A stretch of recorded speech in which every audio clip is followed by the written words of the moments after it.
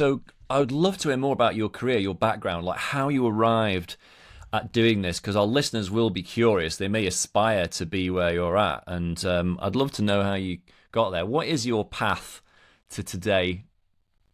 The abbreviated version is in 2007, I started my own company in South America. I was an academic prior to that, and I couldn't get a job with anybody else. No one would hire me. And so I started my own company, created a bicycle traveling company that really took off quickly, had well-known customers like Paul McCartney and Aerosmith and Beyonce, and got a New York Times. And then we built 3 or 4 more brands out of that. We did golf tours. We did high-end excursions to Atacama and Easter Island and Antarctica, $5,000 to $15,000 per person. And so we kind of grew from like a grassroots bicycle company to a high-end luxury package. And that company I just sold this year, 2024. And that, using my own money to grow my travel companies and brands and HR and scaling to 4 cities and, hitting 7 figures and 50 employees, that's where I learned my marketing chops. Now, the transition into what a fractional CMO is, I started helping other people solve the same problems that I solved in my travel company. Like, how do you digitalize a brick and mortar company? I started working with banks, right? I helped banks become newly chartered, and I'm on the board of a bank that is pretty big, $750 million in assets. So that kind of experience that I first got my chops with then translated into helping other people. And then I started to realize, I don't have to run my other company. I can sell it. And now I can just help other people make money. I mean, I say when I'm not on camera, and I won't swear to your audience, but I say I love to help people make a lot of effing money. And that's kind of my passion. And when you have skin in the game, because I usually negotiate contracts around my performance. And that allows people to trust me and pay a higher price as a bonus, but engage more quickly. So you learn all about marketing by running your own company, right? Mm-hmm. Tell me, do you remember any of those early mistakes? Like, what were the kind of biggest mistakes, big learnings, let's call them, in those early days? How much time do we have, Will? Yeah. I'll start off with the embarrassing ones. My new kind of catchphrase in the last week or two that I've learned about myself is my only real currency in life, Will, is vulnerability. I don't have a lot more to add to the team or the plate, and other than vulnerability. So let's start off. I can remember at about month 6 firing our first executive assistant by sending an email to my business partner named Joel Hoel. I said, Hoel, I'm coming into the office today at 2:00. We have to let Maria Jose go. She hasn't done this, and this. She hasn't answered these emails. Well, I put her in CC. And when I show up to the office, she says, Peter, I got the email you sent to Hoel. I'm aware it's my last day. Oh, it still hurts today. That was in 2007. It still hurts today. I can tell you the amount of times that I've negotiated poor contracts with marketing agencies. Oh, I've got a good one. I screwed our traffic so poorly one time, Will. I don't know what I did till this day. I did something with telling Google Analytics and telling Google Search Console that most of my traffic should be focused in South America. And so then it started to lower my rank and focus on people who were searching for me in South America. All of my clients were from North America and Western Europe, all of them. So it took me about 6 months to see my traffic go, from 5,000 unique visitors per month, and it tanked to 1,500. And I lost, I don't know, maybe $200,000 of revenue just because of an SEO traffic mistake. But I have 15 more lists if you guys want to feel better about all your mistakes that will make you be like, man, Peter's stupid. I won't hire him.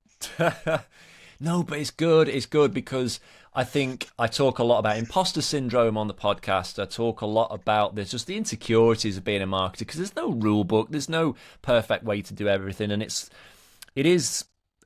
rough and dirty and grubby out there, and you're just scrabbling around, aren't you? And your hands get dirty and you mess up and you break things, and that's okay. And so it's nice to get people like yourself, who are clearly very successful, talking about that to make people feel, because there's a lot of cliches in that, fail fast, break things, but no one really talks about the gory details so much. So it's nice to hear that.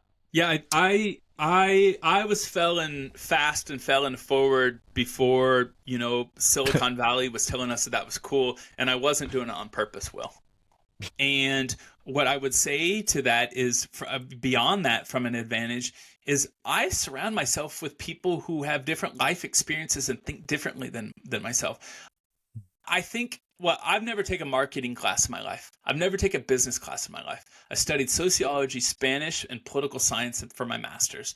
So I learned everything kind of on the go, and I try to surround myself with people who are similar, right? Like I think that if I met somebody just like myself from Kansas in the middle of the United States, they're going to be able to offer only 10% more to my approach to helping my clients than what I already do. But if I find a version of myself in Kenya or Cyprus or Germany or Pakistan, they approach things so much differently, not just because we have different, psychographic approaches but mentally. Like I went to, I think one of the most fundamental kind of steps in my life, or how I connect the dots to who I am, is I went to a boarding high school 2 hours away from my parents, with 160 students in high school in Missouri. Poor city, 2,000 people, right? Like, we're not talking about a prep school. Nobody wore a tie. The teachers were making a little bit above minimum wage. But out of those 160 boarding high schools, 60 of them were international students. And those kids were all smarter than me, because they were living in their second country at the age of 14, and I was just leaving the state at the age of 14. They already spoke 3 languages. They already knew how to talk to a dumb American, me, and I didn't know how to talk to them. So I don't think that this is about money. I think this is about a framework. It's like speaking a second language. Wow, interesting. So do you then believe that marketing, the sort of marketing channels, the marketing skills are all quite easily teachable? And Yes. I think what I'm hearing is that the soft skills, or the motivation, the personality type, you look for a certain kind of person, because that's maybe less teachable, particularly in 6 months, and then you just give them this kind of opportunity to soak up information about marketing. Because I think I agree with you, a lot of marketing is very quickly learnable, isn't it? Yeah. I think you're spot on. So I do my hardest to filter out the people who don't have the soft skills for remote, A players, ambitious, people have a chip on the shoulder. Ideally, they've failed once or twice. They're vulnerable. They can learn publicly. They're aware that what they don't know. They ask questions. That I try to figure out before they ever get accepted to work with me and be an intern or apprentice. I don't care if they have ever written a blog, if they even know what paid performance campaign is. I don't care if they don't use social media. I don't care if they only watch YouTube. I can teach them about LinkedIn, how to write a blog, how to write a newsletter, how to analyze HubSpot pipeline, how to determine what's broken by becoming an SDR and listen to a sales call. All of those things can be taught to anyone who has the soft skills. I always say the best generalist marketer is someone who should have been a psychologist, but they realized that they didn't want to sit in a couch all day, and they wanted to make money for themselves, make money for someone else, and solve problems. But that's kind of what a psychologist is. So the example of the SEO person, the intern works on my team right now. He's going to laugh when he sees this. He's not a native English speaker. We taught him to write an SEO optimized blog in English. In his first one, he did it on time and did it well and wrote 2,500 words. And we published it with minimal editing, probably an hour of editing from my senior content writer. Great. And he's like, I love writing blogs. I'm like, buddy, man, it's November 2024. I don't know what's going to happen to blogs. I'm glad you learned it. I taught you this because you need to be able to write this in case this matters a year from now, and you had to follow a diligent way to follow a process. But I just wanted to make you go through the grind so you were empathetic with how hard these other people are working. How about this? Do you know anything about videos? No, I edited a video one time in college on Instagram for one of my classes. I said, "Can I see the video?" He showed it to me live in my interview. Yeah. And this is before he became an intern. Yeah. And he showed it to me. So once he finished the SEO blog, my team's like, "What should we do with this guy?" And I said, "You know what?" He showed me that he edited a video, and he was empathetic, he was funny, he was psychological, like he made me laugh. I don't think he has any experience with editing video, but why don't we train him?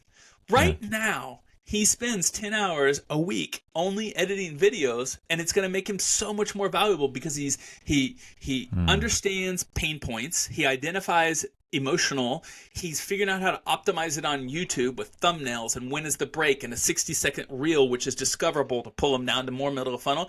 He's going to be smarter at YouTube than I am in 2 months, and he was an intern a month ago. What skills do you see being most in demand in digital marketing?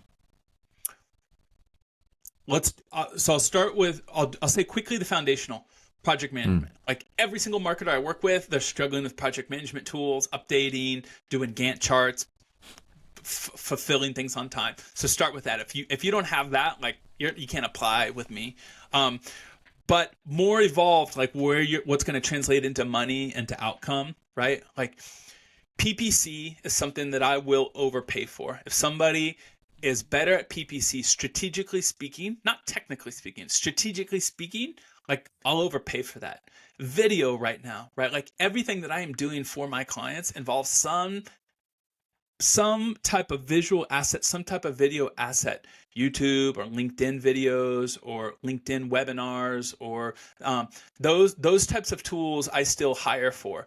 And same with graphics, right? So like I have my most recent hire was a graphic designer, and I just went straight to Colombia. I find Colombians inexpensive, really creative, smart, organized, easy to get along with. And I just reached out to 10 people on LinkedIn and I said, "I'll pay you for this test. Will you do it?" And I said, "I'll prepay you." And I prepaid the person, and the person did it. And she's still with me for over a year. Now she's helping me design my book that I'm about to publish. Same thing with YouTube. So I found a YouTube editor. I went straight to LinkedIn. I found people and I just went straight for that. So for me, beyond generalist, right now it's PPC, strategy, graphic, right? In a time when everything's doing everything in AI, if you can stand out and not look like AI, and then video, those are the three things that stand out for me. Everything else, I feel like I can teach. What advice would you give your younger self when getting into marketing or business? Well, I think I'll try to answer it in two ways. So when getting into business, I started my first business in the travel industry. And I would think twice about what industry you're going to get into, what service you're going to offer, what product you're going to offer. Okay. I wouldn't do travel industry again. It's 7 days a week. It's being disruptive. In order to scale, you have to hire more people. So don't make the mistake I did when I was 27 years old. I chose an industry where I had to make more money. I had to hire more people. I was highly dependent upon seasonality. I was dependent upon, crime and reputation of the cities and countries that I was involved in. So the first thing is slow down and think about the industry before you invest money and create a team, right? If you're a freelancer, like that's not the issue, right? You're crafting your art and your skill and your science. Now to answer your question more directly around kind of as a marketer, I think it would be the same thing. And I'm glad you asked me, right? Like what would I tell my younger self? Because I don't really feel comfortable giving out advice around things that I'm not confident about. So I probably come off, because of my voice and my excitement, I come off as very opinionated. I think you guys have heard all of my opinions. I don't have a lot of other strong opinions. But the one piece of advice that I would give my younger self as a marketer. And this is not because I want anyone to come apply with me or anything like this. And I told my wife, about 4 or 5 years ago, I had something happen with my business that made me think that I was going to lose everything. And I told her, I said, if I lose everything, I want you to remind me of the following. I can work at Starbucks 3 days a week. I want to find the smartest person that is going to open up their door to me and show me how to be a smarter businessman, a better leader, better at finance, a better industry. I'm going to go do an apprenticeship. And she said, you have my full support. I started this internship program when I was 27. And when I almost lost everything when I was 30, my plan was to go back and be an apprentice again. So if you feel like you're struggling, you're stuck, either you're stuck as a business person, or if you're stuck as a freelancer, find 10 hours in your week and find somebody smarter who's going to open up the door and just be vulnerable.